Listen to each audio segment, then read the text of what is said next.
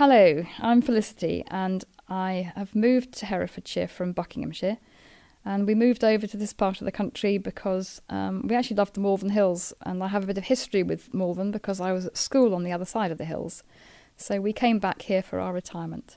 We spent a long time looking at a lot of houses around the area, and this one actually was on the reject pile to begin with, because from the outside it really didn't show itself to its best. It looked rather like a 1930s beach hut, is how we described it. When we went inside though, we saw the gem that was covered by the external extensions, and inside we had the 1750s black and white timber core or heart to the house. And it was in also the most spectacular position from our point of view because we have a lovely clear view of British Camp. The heart of this house is the old 1750s-ish black and white timber, and there were elements of that I was very keen to retain to show the history of the house as it had evolved. So part of that, for example, is in the very contemporary new room.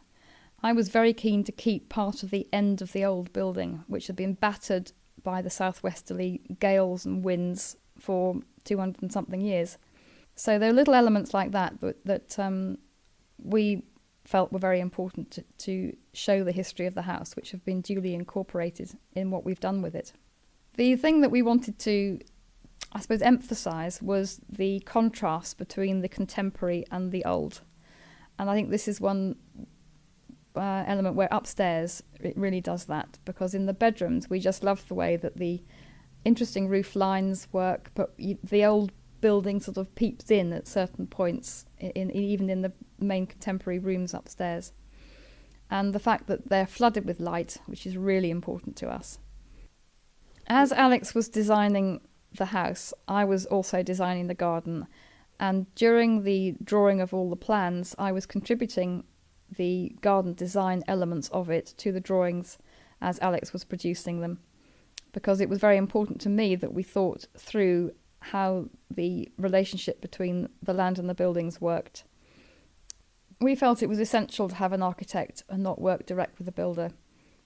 We probably could have scribbled some drawings together and said this is what sort of thing we want, and then we could have got a technician to draw them up and get planning permission, and we could have then got a builder to quote for it.